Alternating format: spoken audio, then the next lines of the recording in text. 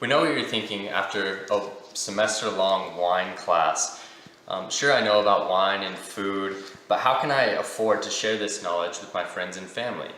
It's not exactly smart to go and spend your scholarship money on some steak or a roast chicken and showcase a Cabernet Sauvignon or a buttery Chardonnay.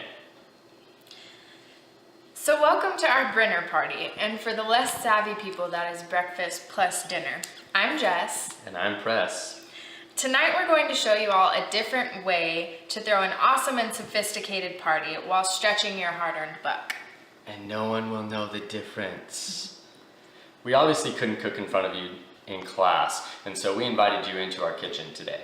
And in totally cliche fall fashion, our menu tonight will include pumpkin pancakes. Of course, we'll have some nice and crispy bacon, and then we'll round out the meal with simple, cheap, and healthy scrambled eggs. Of course, we haven't forgotten the wine.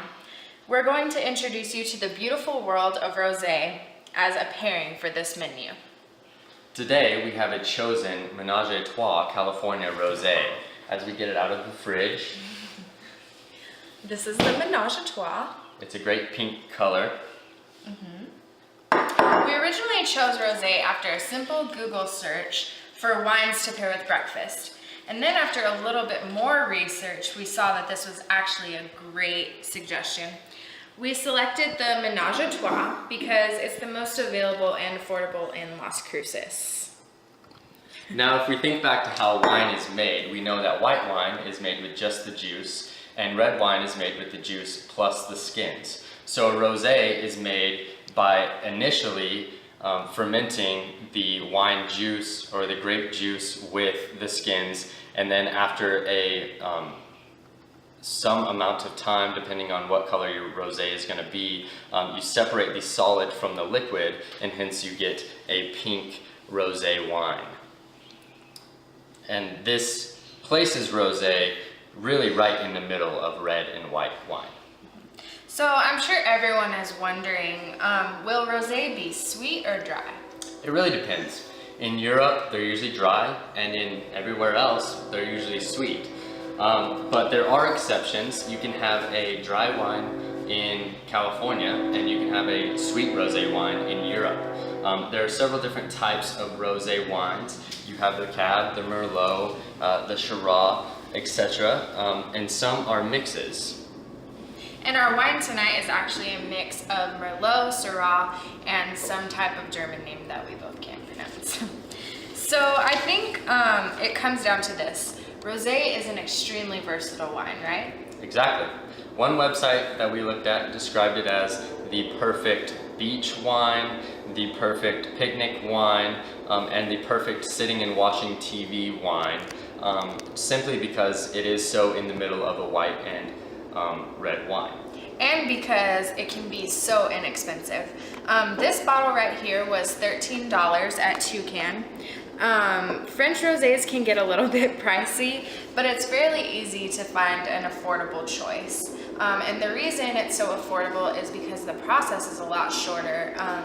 This rosé wine doesn't have to ferment as long, and as a result of that, you're not going to want to age your rosé wine. Generally on the shelf you won't find anyone older than 1 or 2 years. So how about we take a break from the wine talk and jump into cooking, shall we? Let's do it.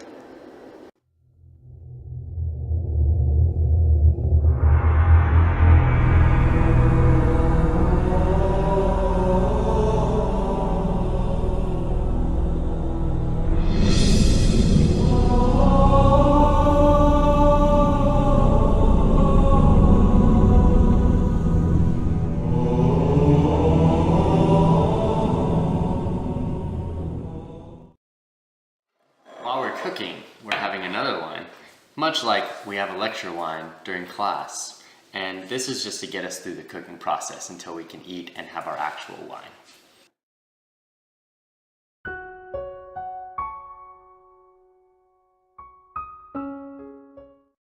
So I hope all of you have made pancakes before, and if you haven't, you have a really sad life.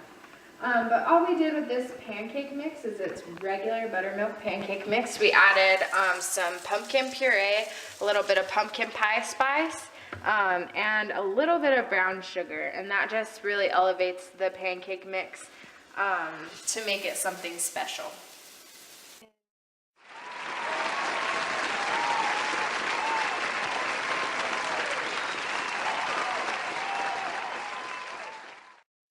And over here, we have the man meat, which is bacon.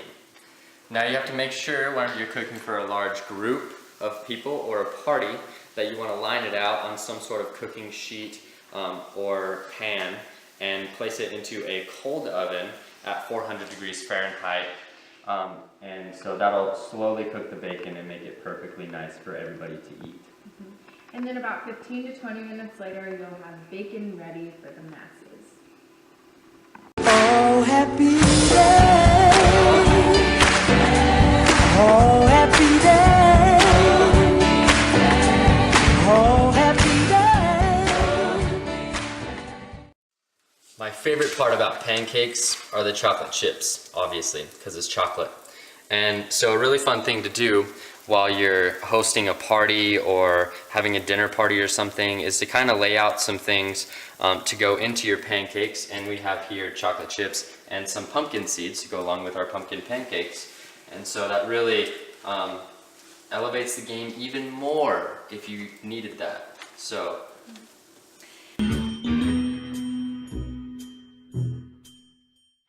So fun to think of little ways that you can go the extra mile at a dinner party. Entertaining with breakfast food is so cheap. All of this stuff, the pancake mix, the eggs, the bacon, and everything, all the fixings that we're throwing into the pancakes was maybe all of $20. And then if you add 2 bottles of wine, then that's entertaining up to 10 people for about $40, which is really affordable. I think it's a great idea to have a holiday dinner party. You can thank us later. And cut. Turn down for what? Turn down for what? Turn down for what?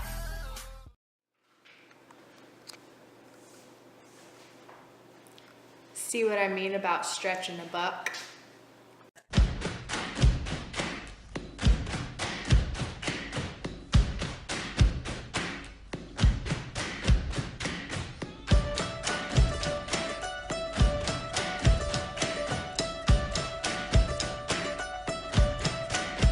And it's time to begin, isn't it? I get a little bit bigger than that. I'll admit I'm just the same as I was.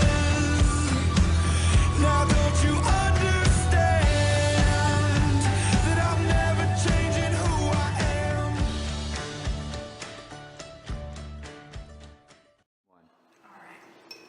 So now we're gonna go ahead and taste this wonderful food that we've made with our awesome wine. Hubba hubba.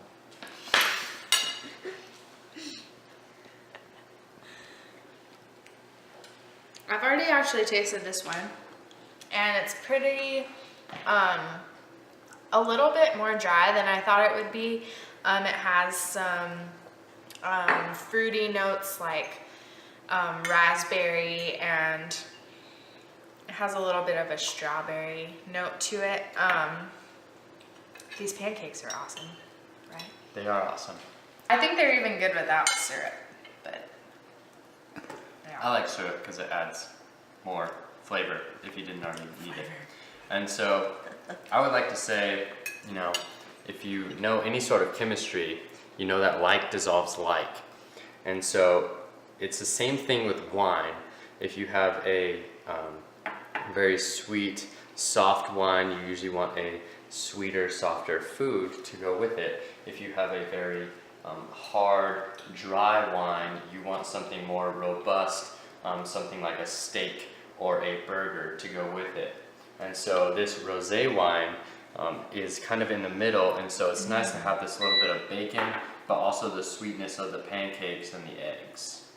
I really like the bacon with the wine. I think this rosé stands up a lot more than just a regular sweet white wine or like a champagne mimosa kind of thing that you would normally have with breakfast. It stands up a lot more to the bacon, but then it doesn't overpower the pancakes or the eggs, which I think is a great thing. So I think we did a good job, right? I agree. So try it at home sometime and be able to entertain some guests. And we hope you have a good time with it. Thanks. And make sure, I have trademarked the term Brenner, so make sure you keep that in mind whenever you use it. So, just kidding. We'll see if I want to put that one in there. Come on. A geomancer? Sometimes you're a geomancer instead of a romancer.